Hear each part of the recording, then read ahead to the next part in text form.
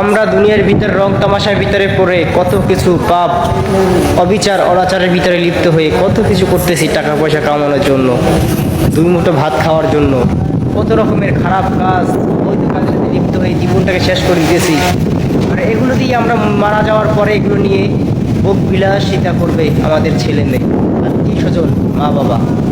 কিন্তু আমাদের যখন কবরের ভিতর রাখা হবে, শেষ বিদায় খাটিয়ে থেকে উঠিয়ে আমাদের যখন দুজন ধরে কবরের ভিতর নামাবে, তখন আমাদেরকে বলবে না যে ভাই আপনাকে কিছু টাকা দিয়ে দিলাম, কিছু খাবার দিয়ে দিলাম, কিছু জামা কাপড় দিয়ে দিলাম, কিছু পোশাক দিয়ে দিলাম, কিছু স্টাইল করার জন্য কিছু সামানপত্র দিয়ে দিলাম, এগুলো দিয়ে আপনি কবরের ভিতরে যে কিছু করিয়েন, কিছু খাইয়েন, কিছু কিনিয়েন, বা এগুলো নিয়ে আপনি কোনো প্রয়োজনে লাগাইয়েন, এগুলো কিচ্ছু বলবে না।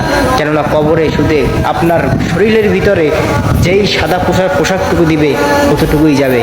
দুনিয়াবি যত পোশাক টোশাক রঙিল টঙিল যা ছিল এগুলো সব কেটে কেটে কেটে কেটে রেখে দিবে, শুধু 3 টুকরো কাপড় ছাড়া আপনার সাথে আর কিছুই যাবে না। শুধু বিদায়ের সময় শুধু একটি কথাই বলবে, সেটা হলো মিনহা খলাকনাকুম ওয়া ফিহা নুরিদুকুম ওয়া মিনহা নুখরিজুকুম তারাতান নুকরা।